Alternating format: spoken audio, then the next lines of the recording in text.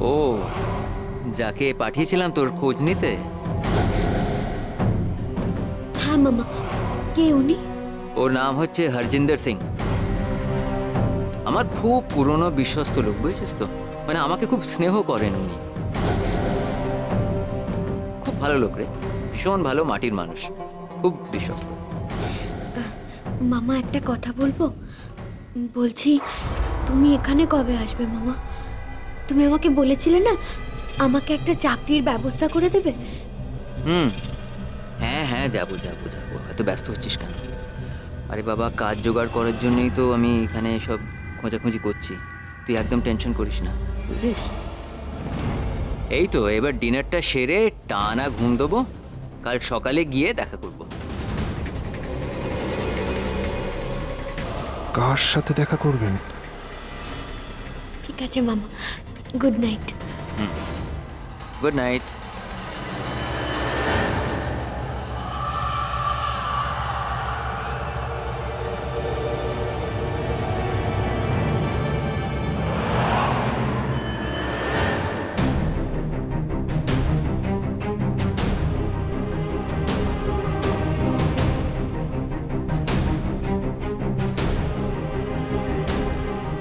কাল ফলো করলেই বোঝা যাবে উনি কার সাথে কথা বলছিলেন, আর কাল সকালেই যাচ্ছেনই বা কার কাছে।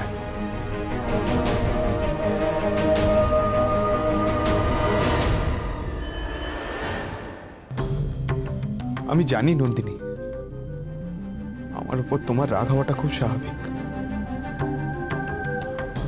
আমার জন্য তোমাকে সবাই ভুল বুঝেছে।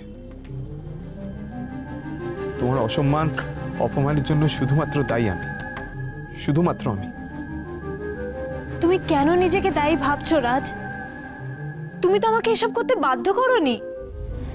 আর এসব ঠিক কি ভুল যাই হোক না কেন, আমি সব জেনে বুঝেই তো করেছি। আর আমি তো বাচ্চা মেয়ে নই। তবু আমার সত্যি খুব খারাপ লাগছে নদী। কারোর ভালো আমি করতে পারলাম না। লাভের লাভ তো কিছু হলো না, উল্টে ঝিলিকার অংশের দূরত্বটা বেড়ে গেল। সব কি ভেবে লাভ বলো? সবার আগে ভাবো ঝিলিকে কিভাবে ফিরিয়ে আনবে। সেটাই তো ভাবছি, সেটাই ভাবছি, কিন্তু কোনো রাস্তা তো খুঁজে পাচ্ছি না।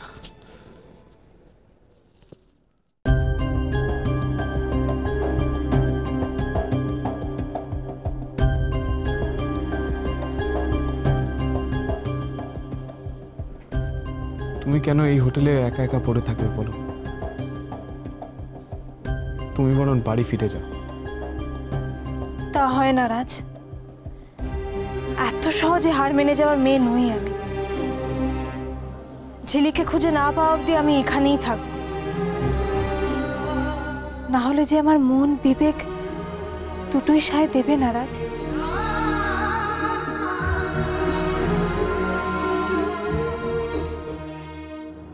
কেউ যদি হারিয়ে যায় তবু তাকে খুঁজে পাওয়া যায়, কিন্তু ঝিলিক তো নিজেই নিজেকে সরিয়ে নিয়েছে। কেউ যদি নিজেকে এরকম ভাবে লুকিয়ে রাখে তাহলে তাকে খুঁজে পাওয়া খুবই ডিফিকাল্ট। আর এই ডিফিকাল্ট কাজটাই যে আমাদের করতে হবে রাজ। ঝিলিক যেখানেই থাকুক না কেন আমাদের ওকে খুঁজে বার করতেই হবে, না হলে যে আমি বাড়ি ফিরেও শান্তি পাবো না রাজ।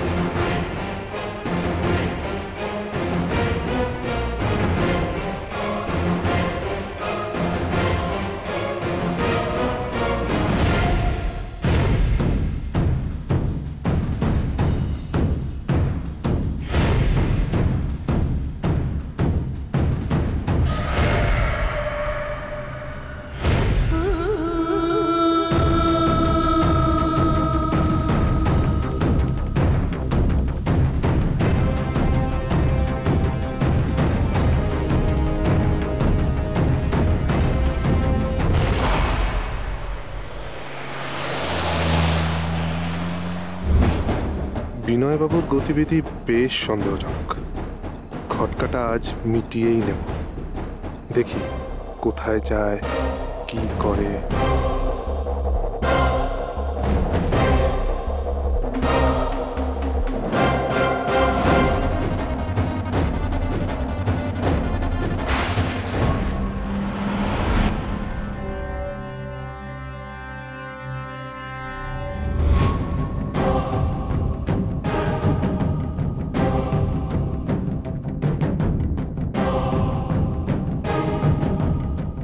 গাড়িটা কি আমাকেই ফলো করছে?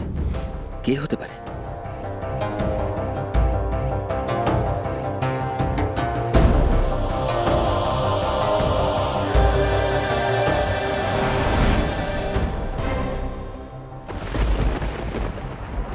বিল্লু। হ্যাঁ স্যার। অংশু আমাদের ফলো করছে। তুমি সামনে কোনো মার্কেট এরিয়া পেলে দাঁড় করাবে তো। এখন তাড়াতাড়ি চলো তো, quick quick quick. Yes sir, yes sir.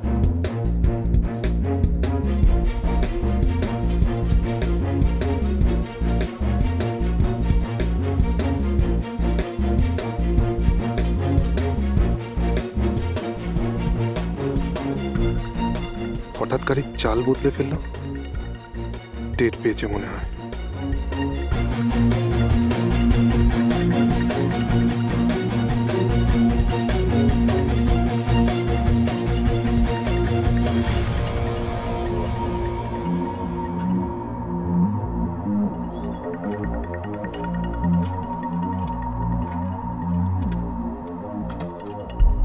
কোথায় গেল গাড়িটা? ঠিক রাস্তায় এলাম তো?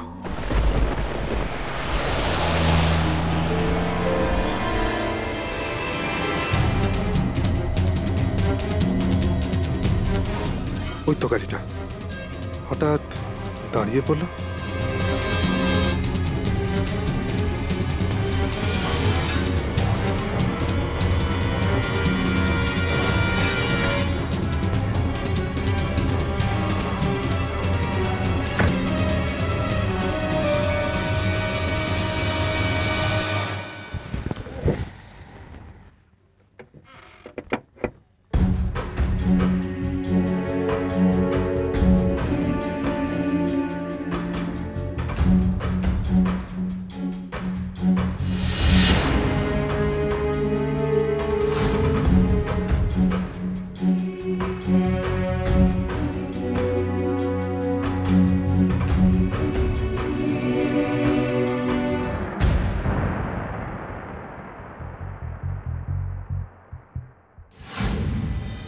এই বেটা দেখছি চিলের মতো পেছনে পড়েছে।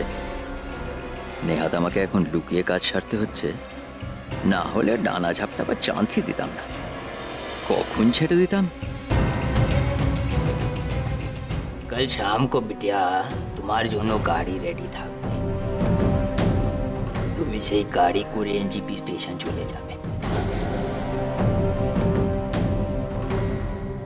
লোক থাকবে, তোমাকে দেখিয়ে দিবে, নিয়ে যাবে সে।